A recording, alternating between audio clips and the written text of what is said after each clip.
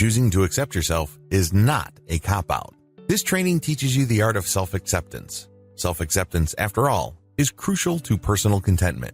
If you want to be happy with the life that you have created for yourself, you have to accept yourself. There are no two ways about it. Personal contentment is definitely not going to happen until and unless you accept yourself, warts and all. Unfortunately, this does not come easy for most people. After all, we put up all sorts of barriers against self-acceptance.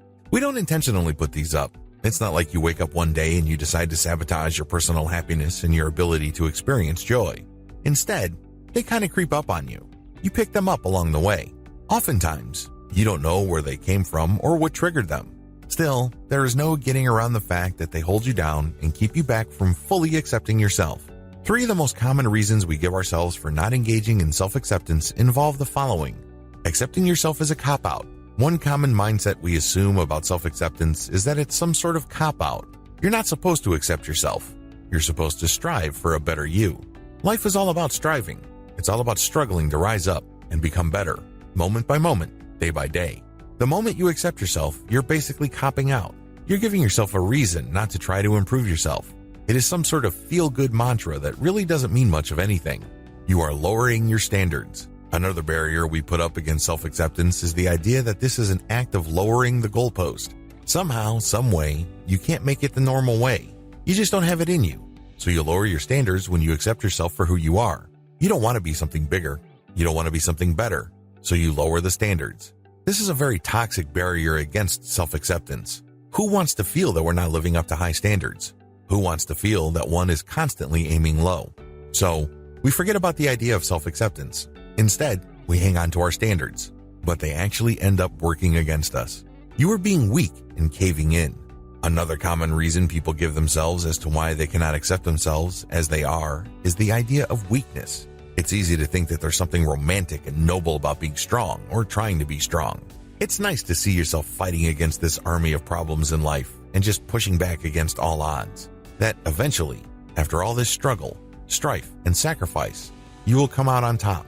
This is a nice romantic picture, but life usually doesn't end up that way because ultimately you run out of steam. Ultimately, you lose the battle because you're trying to be something that you're not. In fact, it is a sign of strength when you realize that you are worthy of acceptance. It is a sign of maturity, not some sort of personal defeat or weakness or inadequacy.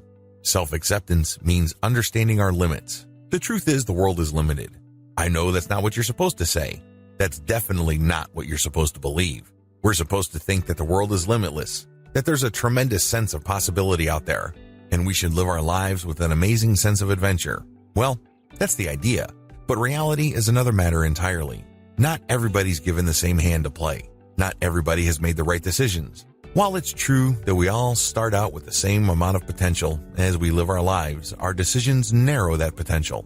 This doesn't mean that you're completely out of opportunities, but this also does not mean that your life always has the same amount of potential as before. You have to understand these limits and work within them. You can push against them, you can choose to transform them, but there are limits to what you can do. Self-acceptance is all about understanding that limits exist and that they can be changed to a certain degree. It is the precise opposite of continuing to believe that you basically have a blank check in life. That's a lottery mindset. You're basically thinking that despite the habits that you picked up along the way, as well as the consequences of the decisions you've made, your chances of producing results are the same as everybody else. That may happen from time to time, kind of like winning the lottery, but it's usually a bad idea to plan your life around winning the lottery. You have to focus on what is probable. This is where understanding our limits comes in.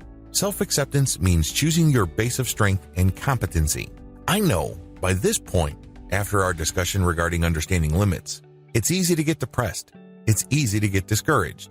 Well, the truth can be quite discouraging and depressing at times, but it can also set you free. When you understand that limits do exist and that there is a context to these limits, you can then focus on what you have. You have to understand that having limits is not the same as having nothing to work with. Let's just get that clear. There are people on this planet that have severe physical limitations, no limbs, serious health problems. But despite those limits, they are able to achieve a lot. They're not able to achieve everything that everybody else is able to achieve, but they're able to achieve a lot. How come? Well, they look at their limits and they accept them. And in this process, they accept that they actually have a lot of strength and they can build a certain bedrock of competency. And from there, they can continue to build and build and build. What would otherwise look like a very bleak and limited set of prospects actually turn out to be a source of life, light, and happiness. But it all goes back to accepting and understanding your limits and choosing to base your strength and competency on the reality of those limits. The truth, limits can be transcended. The problem with our discussion is that a lot of people start with the end first. That's what they do. They focus on the fact that limits can be transcended. This was true in the past, this is true now, and will continue to be true in the future. But you cannot base your self-acceptance on this fact first. This comes last. You have to focus on first overcoming your reasons against self-acceptance. Once you're able to do that, then you have to understand your limits. Then choose to base your strength and competency on the reality of those limits. Then, and only then, can you start thinking about transcending those limits. It's really hard to transcend your limitations when you haven't built a base of strength and competency. Do you see how this works? Stop putting the cart before the horse. How does this work? Well, first, you have to accept your limits now. Next, you have to understand that growth means transcendence. In other words, you understand your limits, you work within them, you master what you can control, then you build up. The next step is to push back against the walls of your comfort zone once you have become competent. The key here is increasing competence. This is not something that happens to you because you willed it. You don't just wake up one day and all of a sudden this amazing competence level falls into your lap. It doesn't work that way. Instead, when you first start with the limitations and become at peace with those limitations, you start to focus on the things you can control. You start mastering them. They turn into your source of strength. You become more and more competent. And once you're able to do this, you can then push against the walls of your comfort zone. The goal is to become mature. Maturity is defined by how far you progressed from your base of strength and competency. In other words, you first understand your limits, and you start there. But your level of maturity is measured by how far you go from that initial understanding to where you end up. Everybody has to come to grips with the fact that they're all limited. We can't have it all, nor can we start with everything. But the moment we understand our limits, we can then start to build a base. Because as we push back against our comfort zone and we figure things out and we connect the dots and we detect patterns, that's when things become possible. We become stronger, more competent. We're able to solve more problems, and people come to us to solve their problems.